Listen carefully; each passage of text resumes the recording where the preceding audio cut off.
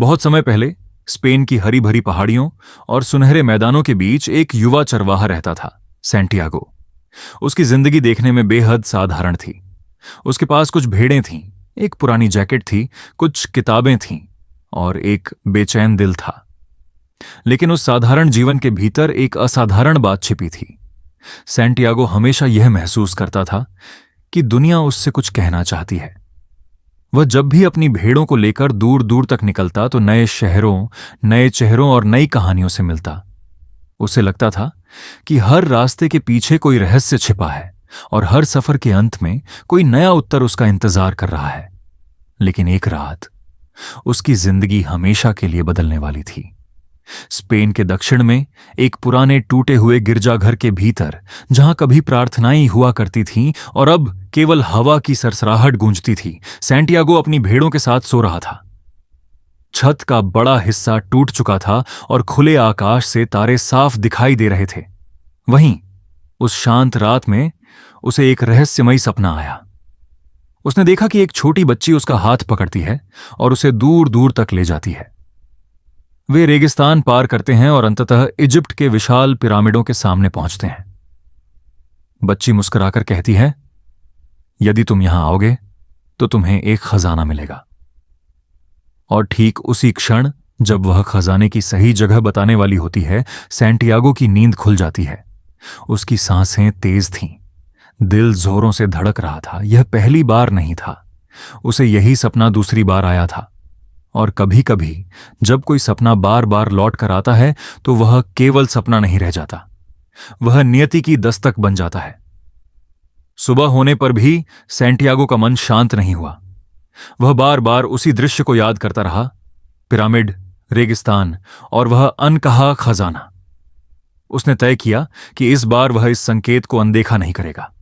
यही निर्णय उसकी पूरी जिंदगी की दिशा बदल देने वाला था। सैंटियागो ने अपनी भेड़ों को लेकर पास के शहर की ओर रुख किया। बाहर से वह सामान्य दिख रहा था, लेकिन भीतर उसका मन सवालों से भरा हुआ था। क्या सचमुच मिस्र के पिरामिडों के पास कोई खजाना उसका इंतजार कर रहा था, या यह सब केवल उसकी कल्पना थी? इन सवालों का उत्तर पाने के लिए वह एक बूढ़ी जिप्सी महिला के पास पहुंचा, जिसके बारे में लोगों का मानना था कि वह सपनों का अर्थ समझ सकती है। कमरा छोटा था, दीवारों पर धार्मिक चित्र लगे थे, हवा में अगरबत्ती की हल्की सुगंध थी। वृद्धा ने उसकी हथेलियां अपने हाथों में लीं, आंखें बंद कीं और कुछ देर प्रार्थना करती रही। सैंटियागो के मन में थोड़ा डर भी था। उसे लगा कहीं यह महिला उससे पैसे ना ऐंठ ले। फिर उसने अपना सपना सुनाया। वृद्धा ने ध्यान से सुना और शांत स्वर में कहा, तुम्हें मिस्र जाना होगा। पिरामिडों के पास सचमुच एक खजाना तुम्हारा इंतजार कर रहा है। सैंटियागो कुछ क्षणों तक उसे देखता रहा। उसे लगा कि यह उत्तर उतना ही सरल था जितना उसका सपना। लेकिन महिला ने एक और बात कही, मुझे अभी कुछ नहीं चाहिए, लेकिन जब तुम्हें खजाना मिल जाए तो उसका 10वां हिस्सा मेरा होगा। सैंटियागो वहां से बाहर निकला तो उसके भीतर संदेह भी था और आशा भी। उसी दिन शहर के चौक में बैठकर वह एक किताब पढ़ रहा था कि एक अजीब सा वृद्ध उसके पास आकर बैठ गया। उसके कपड़े साधारण थे, लेकिन उसकी आंखों में असाधारण चमक थी। वृद्ध ने उससे बातचीत शुरू की और उसकी जिंदगी के बारे में ऐसी बातें बताईं जो कोई अनजान व्यक्ति जान ही नहीं सकता था। फिर उसने मुस्कुराकर कहा, मैं सलेम का राजा हूं। सैंटियागो ने पहले तो इस बात पर विश्वास नहीं किया, लेकिन धीरे धीरे उस वृद्ध के शब्द उसके दिल में उतरने लगे। उसने सैंटियागो से कहा कि हर इंसान के जीवन का एक उद्देश्य होता है, एक ऐसी मंजिल जिसे पूरा करने के लिए उसका जन्म हुआ है। उसने इसे नाम दिया पर्सनल लेजेंड, अर्थात व्यक्तिगत नियति। और फिर उसने वह वाक्य कहा जिसने सैंटियागो की आत्मा को झकझोर दिया, जब तुम किसी चीज को पूरे दिल से चाहते हो तो पूरी कायनात उसे पाने में तुम्हारी मदद करती है। ये शब्द केवल एक सलाह नहीं थे, वे सैंटियागो के लिए एक आह्वान थे। वृद्ध ने अपनी छाती से 2 छोटे पत्थर निकाले, एक काला एक सफेद। उनके नाम थे उरीम और थुम्मिम। उसने कहा, जब तुम्हें संकेतों को समझने में कठिनाई हो तो ये तुम्हारी मदद करेंगे, लेकिन याद रखना, सबसे महत्वपूर्ण आवाज तुम्हारे अपने दिल की होती है। फिर उसने सैंटियागो से कहा कि यदि वह अपनी भेड़ों का 10वां हिस्सा उसे दे दे तो वह उसे उसके खजाने तक पहुंचने का मार्ग बताएगा। उस रात सैंटियागो सो नहीं सका। उसके सामने दो रास्ते थे। पहला, सुरक्षित और परिचित, अपनी भेड़ों के साथ वही पुरानी जिंदगी। दूसरा, अनिश्चित और जोखिम भरा, एक ऐसे सपने की ओर जिसका कोई प्रमाण नहीं था। लेकिन कुछ सपने इतने शक्तिशाली होते हैं कि उन्हें अनदेखा करना स्वयं से विश्वासघात करने जैसा लगता है। अगली सुबह सैंटियागो ने निर्णय ले लिया। उसने अपनी भेड़ें बेच दी। उसने अपना पुराना जीवन पीछे छोड़ दिया और उसी क्षण एक साधारण चरवाहा एक असाधारण यात्रा का यात्री बन गया। समुद्र के किनारे खड़ा सैंटियागो लंबे समय तक लहरों को देखता रहा। उसके हाथ में टिकट था, जेब में उसकी सारी जमा पूंजी और दिल में एक सपना, इजिप्ट के पिरामिडों तक पहुंचने का सपना। जब जहाज ने टंगीर की धरती को छुआ तो सैंटियागो ने पहली बार महसूस किया कि दुनिया उसकी कल्पना से कहीं अधिक विशाल है। हर ओर अजनबी भाषा, अनजान चेहरे, मसालों की गंध, मस्जिदों से उठती अजान और एक ऐसा वातावरण जिसमें उसे अपने होने का एहसास भी नया लगने लगा। वह उत्साहित भी था और थोड़ा डरा हुआ भी। उसे लगा कि अब उसका सपना सच होने के और करीब है। लेकिन अक्सर जीवन हमारी सबसे बड़ी यात्राओं की शुरुआत किसी परीक्षा से करता है। एक युवक उससे मिला जिसने कहा कि वह उसकी भाषा समझता है और पिरामिडों तक पहुंचने में मदद कर सकता है। अनजान शहर में वह चेहरा उसे उम्मीद की तरह लगा। सैंटियागो ने उस पर भरोसा कर लिया। वे दोनों भीड़भाड़ वाले बाजार में पहुंचे। चारों ओर शोर, रंग और लोगों की चहल पहल थी। और फिर एक क्षण में सब बदल गया। जब सैंटियागो ने मुड़कर देखा, वह युवक गायब था। उसके साथ उसकी पूरी जमा पूंजी भी गायब हो चुकी थी। सैंटियागो वहीं खड़ा रह गया, अकेला। न भाषा की समझ, न कोई परिचित चेहरा, न जेब में पैसा। उसकी आंखों में आंसू आ गए। उसे लगा कि उसने बहुत बड़ी भूल कर दी है। उसे अपने देश की याद आई, अपनी भेड़ों की याद आई, उस सुरक्षित जीवन की याद आई जिसे उसने पीछे छोड़ दिया था। और एक पल के लिए उसे लगा कि शायद सपनों पर विश्वास करना मूर्खता है। लेकिन जब मन पूरी तरह टूट जाता है तभी कभी कभी आत्मा की असली आवाज का सुनाई देती है। सैंटियागो ने अपने बैग से उरीम और थुम्मिम निकाले। उन छोटे पत्थरों को देखते ही उसे वृद्ध राजा के शब्द याद आए, हर कठिनाई यह नहीं पूछती कि तुम कितने सक्षम हो, वह यह पूछती है कि तुम अपने सपने पर कितना विश्वास करते हो। सैंटियागो ने आंसू पोंछे। उसने तय किया कि यह अंत नहीं होगा। उसी शहर की एक ऊंची पहाड़ी पर उसे क्रिस्टल की एक दुकान दिखाई दी। दुकान पुरानी थी, शांत थी और जैसे वर्षों से किसी बदलाव का इंतजार कर रही थी। सैंटियागो अंदर गया और दुकान के मालिक से बोला, यदि आप मुझे कुछ खाने को दें तो मैं आपकी दुकान के सारे क्रिस्टल साफ कर दूंगा। उसने पूरी लगन से शीशे चमकाए। कुछ ही देर में 2 ग्राहक दुकान में आए। दुकानदार ने आश्चर्य से उसकी ओर देखा। शायद यह केवल संयोग नहीं था। शायद जब इंसान हार मानने से इनकार कर देता है तो किस्मत उसके लिए छोटे छोटे दरवाजे खोलने लगती है। दुकानदार ने उसे काम पर रख लिया और इस तरह एक बार फिर सैंटियागो ने शून्य से शुरुआत की। उसे अभी यह नहीं पता था कि यह ठहराव उसकी यात्रा का रुकना नहीं, बल्कि उसकी आत्मा को मजबूत बनाने का एक महत्वपूर्ण चरण था। दिन हफ्तों में बदल गए और हफ्ते महीनों में। सैंटियागो अब टांजियर की उस क्रिस्टल की दुकान का हिस्सा बन चुका था। सुबह दुकान खोलना, शीशों को चमकाना, ग्राहकों से विनम्रता से बात करना, यह सब अब उसकी दिनचर्या बन गया था। लेकिन सैंटियागो बाकी लोगों की तरह केवल काम नहीं कर रहा था। वह हर चीज को ध्यान से देखता था। वह समझने लगा था कि सफलता केवल मेहनत से नहीं बल्कि नए दृष्टिकोण से भी आती है। एक दिन उसने दुकानदार से कहा, अगर हम अपने क्रिस्टल बाहर सजाए तो अधिक लोग उन्हें देखेंगे। दुकानदार हिचकिचाया। उसे बदलाव से डर लगता था। वह वर्षों से एक ही ढर्रे पर जी रहा था। लेकिन अंततः उसने अनुमति दे दी और परिणाम चौंकाने वाले थे। दुकान में ग्राहकों की संख्या बढ़ने लगी। कुछ समय बाद सैंटियागो ने एक और सुझाव दिया, क्यों ना हम क्रिस्टल के गिलासों में चाय परोसें। यह विचार और भी सफल रहा। लोग केवल चाय पीने नहीं आते थे, वे उस अनुभव को महसूस करने आते थे। धीरे धीरे दुकान की बिक्री इतनी बढ़ गई कि दुकानदार की जिंदगी बदलने लगी। लेकिन असली परिवर्तन केवल दुकान में नहीं हुआ था, सैंटियागो बदल रहा था। अब वह समझ चुका था कि अवसर हमेशा हमारे सामने मौजूद होते हैं, फर्क केवल इतना होता है कि हम उन्हें पहचानते हैं या नहीं। क्रिस्टल व्यापारी अक्सर अपने एक अधूरे सपने के बारे में बात करता था। उसका जीवन भर का सपना था मक्का जाना, लेकिन उसने कभी वह यात्रा नहीं की। जब सैंटियागो ने पूछा, आप जाते क्यों नहीं? व्यापारी ने धीमे स्वर में कहा, क्योंकि यदि मैं वहां पहुंच गया तो मेरे पास सपना देखने के लिए कुछ नहीं बचेगा। ये शब्द सैंटियागो के दिल में गहराई तक उतर गए। उसने पहली बार समझा कि दुनिया में बहुत से लोग अपने सपनों को इसीलिए नहीं जीते क्योंकि उन्हें डर होता है कि कहीं वे सचमुच पूरे न हो जाएं। लगभग 1 वर्ष बीत गया। अब सैंटियागो के पास इतना धन था कि वह आसानी से स्पेन लौट सकता था। वह पहले से 2 गुनी भेड़ें खरीद सकता था और पहले से बेहतर जीवन जी सकता था।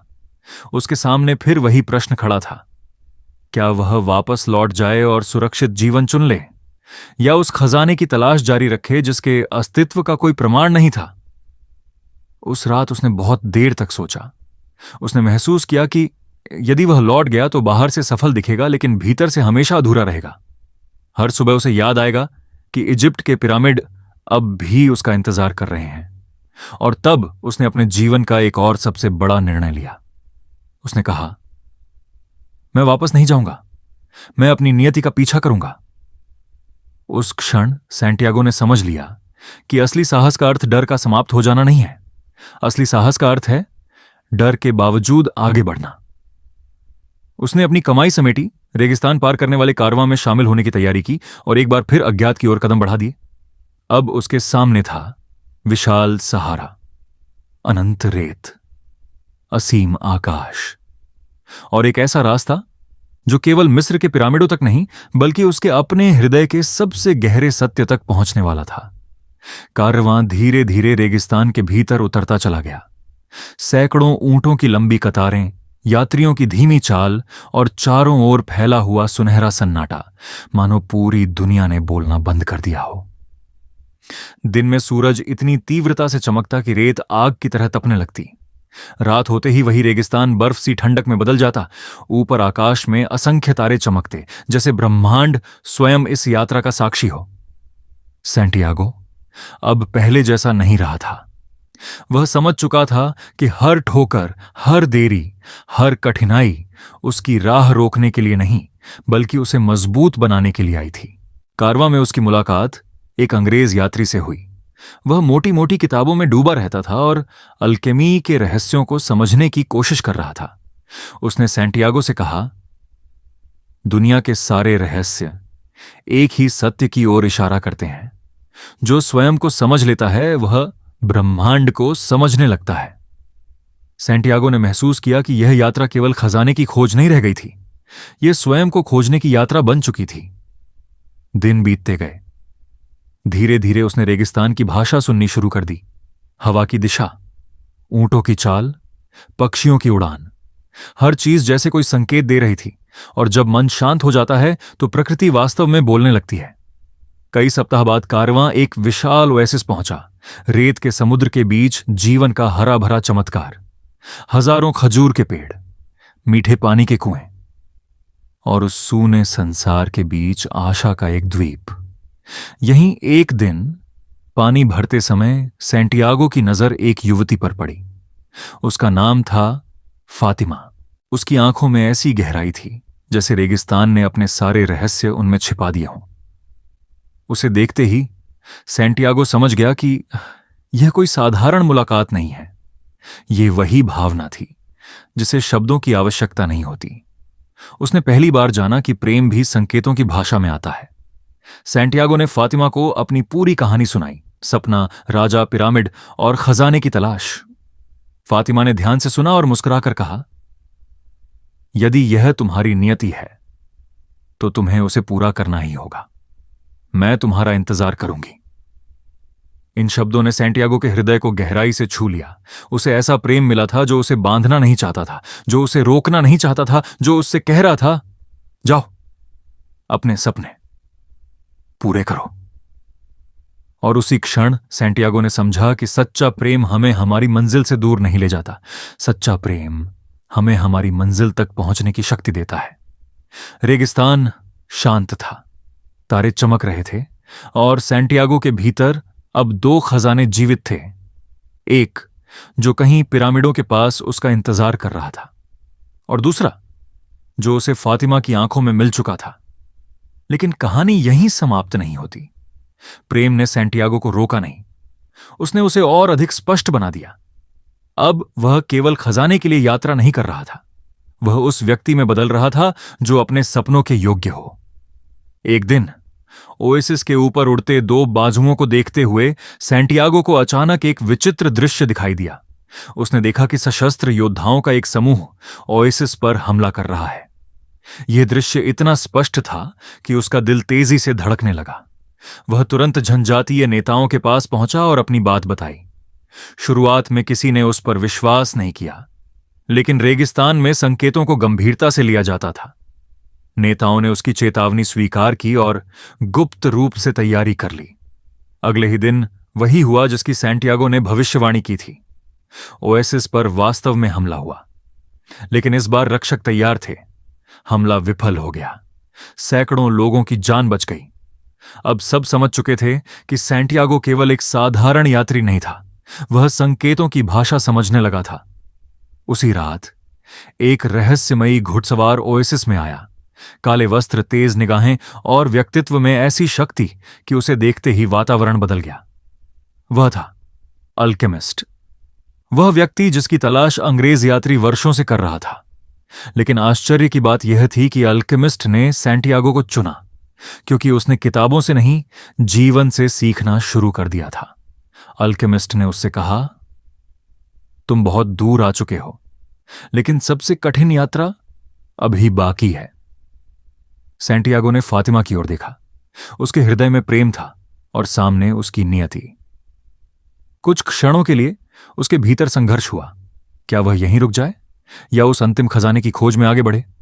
फातिमा ने उसकी आंखों में देखते हुए कहा, यदि तुम सच में मुझसे प्रेम करते हो तो तुम्हें जाना होगा। जो प्रेम सच्चा होता है वह इंतजार करना जानता है। सैंटियागो की आंखें नम हो गईं। उसने महसूस किया कि जीवन में सबसे सुंदर चीजें हमें रोकती नहीं, वे हमें उड़ना सिखाती हैं। अगली सुबह सूरज उगने से पहले सैंटियागो अपने ऊंट पर सवार हुआ। पीछे ओएसिस था, पीछे प्रेम था, लेकिन आगे उसकी नियति थी। रेगिस्तान फिर से उसके सामने फैल गया, और इस बार वह अकेला नहीं था। उसके साथ था अल्केमिस्ट, एक ऐसा मार्गदर्शक जो उसे केवल पिरामिडों तक नहीं बल्कि उसके अपने हृदय के अंतिम सत्य तक ले जाने वाला था। यहीं से सैंटियागो की यात्रा अपने सबसे गहरे और रहस्यमयी चरण में प्रवेश करती है, और यहीं से वह समझना शुरू करता है कि असली खजाना सोने या रत्नों में नहीं बल्कि उस आत्मा में छिपा होता है जिसे हम अपनी यात्रा के दौरान खोजते हैं। अल्केमिस्ट के साथ रेगिस्तान की यात्रा सैंटियागो के जीवन का सबसे गहरा अध्याय बन गई। अब हर दिन केवल एक सफर नहीं था, वह एक शिक्षा था। अल्केमिस्ट बहुत कम बोलता था, लेकिन उसके हर शब्द में ऐसा ज्ञान छिपा होता था जो सीधे आत्मा तक पहुंचता था।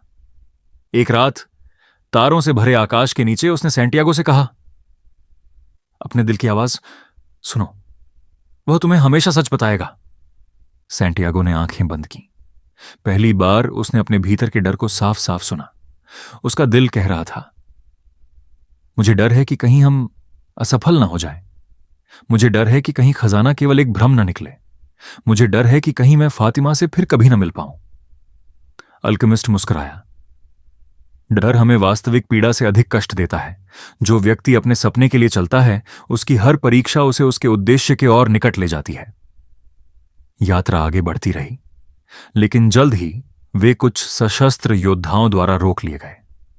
अल्केमिस्ट ने घोषणा की कि सैंटियागो हवा में बदल सकता है। योद्धाओं ने उपहास किया, लेकिन उन्हें 3 दिन का समय दिया गया। सैंटियागो भय से भर गया। उसे स्वयं पर विश्वास नहीं था। वह रेगिस्तान की ओर गया और रेत से बात की। उसने हवा से बात की। उसने सूर्य से प्रार्थना की, और अंत में उसने उस शक्ति को पुकारा जो पूरी सृष्टि को एक अदृश्य सूत्र में बांधती है, उसी क्षण उसे अनुभव हुआ कि वह संसार से अलग नहीं है। वह उसी आत्मा का हिस्सा है जिससे रेगिस्तान, हवा, सूर्य और तारे बने हैं। जब यह अनुभूति पूर्ण हुई तो तेज आंधी उठी, रेत आसमान में भर गई, हवा इतनी प्रचंड हुई कि सब लोग स्तब्ध रह गए। और सैंटियागो ने समझ लिया, मनुष्य की सबसे बड़ी शक्ति बाहरी नहीं, आंतरिक होती है। अब वह केवल एक चरवाहा नहीं था, वह व्यक्ति बन चुका था जिसने अपने भीतर छिपे ब्रह्मांड को पहचान लिया था। यात्रा जारी रही। आखिरकार दूर क्षितिज पर वे दृश्य उभरे जिनका सपना उसने वर्षों पहले देखा था। इजिप्ट के विशाल पिरामिड। उन्हें देखते ही सैंटियागो की आंखों से आंसू बह निकले। वह हजारों मील चलकर यहां पहुंचा था, उसने सब कुछ खोया था, सब कुछ सीखा था, और अब वह अपनी नियति के अंतिम द्वार पर खड़ा था। उसे विश्वास था कि अब उसका खजाना बस कुछ कदम दूर है। पिरामिडों के सामने खड़े होकर सैंटियागो लंबे समय तक उन्हें निहारता रहा। सूरज की पहली किरणें उन प्राचीन पत्थरों पर पड़ रही थीं, और ऐसा लग रहा था मानो सदियों का इतिहास उसके सामने मौन खड़ा हो। उसकी आंखों से आंसू बह निकले। उसे विश्वास नहीं हो रहा था कि एक साधारण चरवाहा जिसने कभी स्पेन की पहाड़ियों से आगे दुनिया नहीं देखी थी, आज मिस्र के इन महान पिरामिडों तक पहुंच चुका है। वह घुटनों के बल बैठ गया। उसने रेत को छुआ और उसी स्थान पर खुदाई शुरू कर दी। हर मुट्ठी रेत के साथ उसे अपने संघर्ष याद आने लगे। भेड़ों को छोड़ना, अपना देश छोड़ना, पैसे चोरी हो जाना, क्रिस्टल की दुकान में काम करना, रेगिस्तान की यात्रा, फातिमा का प्रेम, अल्केमिस्ट की शिक्षाएं। उसे लगा कि अब इन सब का प्रतिफल मिलने वाला है, लेकिन ठीक उसी समय कुछ लुटेरे वहां ही आ पहुंचे। उन्होंने सैंटियागो को पकड़ लिया, पीटा और उससे पूछा कि वह यहां क्या कर रहा है। सैंटियागो ने सच बता दिया। उसने कहा कि उसने सपना देखा था कि यहां एक खजाना छिपा है। लुटेरों का सरदार कुछ क्षणों तक उसे देखता रहा, फिर वह हंस पड़ा। उसने कहा, 2 साल पहले मुझे भी एक सपना बार बार आया था। मैंने देखा था कि स्पेन के एक पुराने टूटे हुए गिरजाघर में, जहां एक पेड़ उगा हुआ है और जहां एक चरवाहा अपनी भेड़ों के साथ सोता है, वहां खजाना दबा है। लेकिन मैं इतना मूर्ख नहीं कि केवल एक सपने के पीछे पूरी दुनिया पार कर दूं। ये शब्द सुनते ही सैंटियागो स्तब्ध रह गया। उसका दिल रुक सा गया, क्योंकि वह स्थान वही था जहां से उसकी यात्रा शुरू हुई थी। वही पुराना गिरजाघर, वही पेड़, वही जगह जहां उसने पहली बार सपना देखा था। लुटेरे उसे वहीं छोड़कर चले गए। सैंटियागो रेत पर लेटा रहा, फिर उसके होंठों पर एक गहरी मुस्कान उभर आई। अब उसे सब समझ आ चुका था। खजाना मिस्र में नहीं था। मिस्र तक की यात्रा आवश्यक थी ताकि वह यह जान सके कि असली खजाना शुरू से ही उसके अपने देश में छिपा था। वह तुरंत स्पेन लौट पड़ा। कई दिनों की यात्रा के बाद वह उसी पुराने गिरजाघर में पहुंचा। रात शांत थी, तारे वैसे ही चमक रहे थे, पेड़ अब भी वहीं खड़ा था। सैंटियागो ने उसी स्थान पर खुदाई शुरू की। कुछ समय बाद उसका फावड़ा किसी कठोर वस्तु से टकराया। उसने मिट्टी हटाई और उसके सामने एक संदूक प्रकट हुआ। संदूक में सोने के सिक्के, कीमती पत्थर, प्राचीन आभूषण और अनगिनत धन संपत्ति भरी हुई थी। उसकी आंखों से आंसू बह निकले, लेकिन इस बार वे केवल खुशी के आंसू नहीं थे, वे कृतज्ञता के आंसू थे, क्योंकि उसने समझ लिया था कि असली खजाना केवल वह संदूक नहीं था। असली खजाना वह व्यक्ति था जिसमें वह इस यात्रा के दौरान बदल चुका था। एक साधारण चरवाहा अब वह इंसान बन चुका था जो अपने दिल की आवाज सुनना जानता था, जो संकेतों पर भरोसा करना सीख चुका था, जो प्रेम, साहस और नियति का अर्थ समझ चुका था। उसने वृद्ध जिप्सी महिला को उसका हिस्सा देने का निश्चय किया, और फिर उसके मन में केवल एक नाम उभरा, फातिमा। वह जानता था कि अब समय आ गया है अपने दोनों खजानों को एक साथ पाने का, बाहरी खजाना और वह प्रेम जो रेगिस्तान के ओएसिस में उसका इंतजार कर रहा था। और इसी के साथ द अल्केमिस्ट हमें एक अमर संदेश देकर समाप्त होती है। कभी कभी हम पूरी दुनिया घूमते हैं केवल यह जानने के लिए कि जिस खजाने की तलाश हमें बाहर थी उसकी जड़ें हमेशा से हमारे भीतर थीं। और जब हम अपने सपनों का साहसपूर्वक पीछा करते हैं तो हम केवल मंजिल तक नहीं पहुंचते, हम स्वयं को खोज लेते हैं। तो यही थी द अल्केमिस्ट की अद्भुत और प्रेरणादायक कहानी। एक साधारण चरवाहा जिसके पास न कोई बड़ी ताकत थी, न कोई राजसी पहचान, न कोई निश्चित भविष्य। उसके पास केवल एक सपना था, और उसी सपने ने उसे स्पेन की पहाड़ियों से उठाकर मोरक्को के बाजारों तक पहुंचाया, क्रिस्टल की दुकान से सहारा डेजर्ट के अथाह रेगिस्तान तक, और अंततः इजिप्ट के पिरामिडों तक। उसने अपना सब कुछ खोया, उसने प्रेम पाया, उसने भय का सामना किया, उसने अपने दिल की आवाज सुनी, और अंत में उसने जाना कि सबसे बड़ा खजाना सोने चांदी में नहीं, बल्कि उस इंसान में छिपा होता है जो हम अपनी यात्रा के दौरान बनते हैं। जब तुम किसी चीज को पूरे दिल से चाहते हो तो पूरी कायनात उसे पाने में तुम्हारी मदद करती है। यह केवल एक पंक्ति नहीं है, यह जीवन का सिद्धांत है। यदि तुम्हारे भीतर कोई सपना जीवित है, यदि तुम्हें लगता है कि तुम्हारी जिंदगी में कुछ बड़ा तुम्हारा इंतजार कर रहा है, यदि तुम्हारा दिल तुम्हें किसी अनजाने रास्ते की ओर बुला रहा है, तो उस आवाज को अनसुना मत करो, क्योंकि हो सकता है तुम्हारा सबसे बड़ा खजाना भी उसी रास्ते के अंत में तुम्हारा इंतजार कर रहा हो। कभी कभी हमें पूरी दुनिया घूमनी पड़ती है, सिर्फ यह समझने के लिए कि जिस खजाने की तलाश हम बाहर कर रहे थे वह हमेशा से हमारे अपने भीतर छिपा था। और शायद जिंदगी का असली उद्देश्य खजाना पाना नहीं, बल्कि उस इंसान में बदल जाना है जो उस खजाने के योग्य हो।